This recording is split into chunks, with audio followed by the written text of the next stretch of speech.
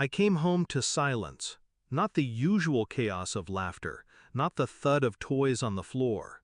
Just silence, broken by muffled sobs. My kids sat on their beds, except their beds weren't in their rooms anymore.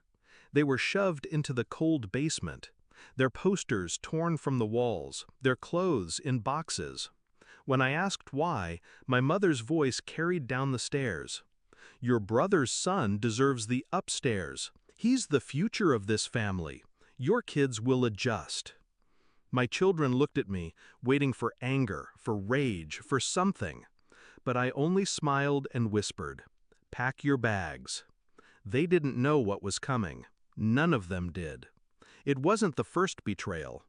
Growing up, I was the placeholder, the shadow standing next to the favorite child, my brother. He was the golden boy.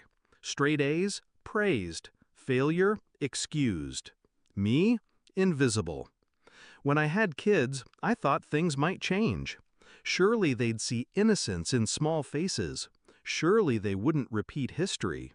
But I was wrong. It started small. Gifts for my brother's son, nothing for mine. Photos of him displayed, while mine gathered dust in drawers. Excuses, always excuses.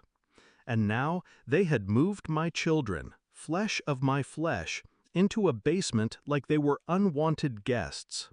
That was the last line they would ever cross. I didn't scream, didn't fight. That's what they expected. Chaos they could dismiss as overreaction. Instead, I went upstairs, kissed my nephew on the head, and told my brother's wife the rooms looked lovely. My parents smiled, smug, thinking I had accepted my children's place beneath their golden grandson. But that night, while they celebrated upstairs, I started planning. The next morning, I called a realtor. I wasn't buying a house. I was buying freedom. I had been saving quietly, investing carefully, building what they assumed I never could. Within weeks, the keys were in my hands. A house, bigger than theirs, closer to the beach, with rooms carved in sunlight, not concrete. I never told them. I just packed up my kids, loaded the car, and drove away. When my mother called, shrill and demanding, asking why their basement was empty, I simply said, "You made it clear whose children mattered. Now you'll live with that." But that wasn't enough. Cutting them off was escape. I wanted justice. So I dug deeper. The family business. My father still ran it like a king, convinced his empire was untouchable. But kings fall hardest when they trust the wrong heirs. I knew their weaknesses, knew the contracts, the unpaid loans, the quiet fraud they thought was buried. I had worked there once, remember? They forgot I learned everything by watching. With one phone call to the right auditor, I set the wheels turning. Not lies, just truth. Truth is a weapon sharper than any blade. The investigation hit like a storm. Accounts frozen, partners walking away, and my father, once untouchable, was suddenly begging lawyers to save him. When he called me, voice cracked, asking if I knew anything, I simply said, "I protect my children the way you should have protected me." Then I hung up. The final blow came months later. We were invited to a wedding, a cousin's. The family gathered, still pretending nothing had changed. My parents avoided me, avoided my children. But whispers of their downfall spread through every table. At dinner, my brother boasted, as always, about his son. My parents nodded, clung to their golden boy like a shield against reality.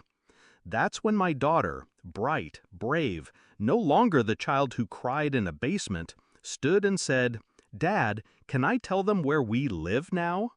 I nodded. She smiled and said, "We have our own house, with windows bigger than this room, and I never want to sleep in a basement again." The table went silent. My parents' faces drained of color. My brother's smirk faltered. I just raised my glass. That's the thing about betrayal. It doesn't break you, it forges you. They thought they could bury my children in the dark. Instead, they lit a fire in me that burned their kingdom to ash. Now, when I walk through the halls of our home, hear my kids laughing in rooms filled with sunlight, I feel no regret, only clarity. They taught me what family should never be. And in return, I taught them what happens when you mistake silence for weakness.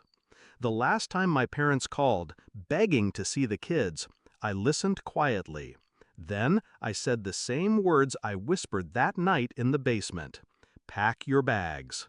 But this time, I added, and don't come back.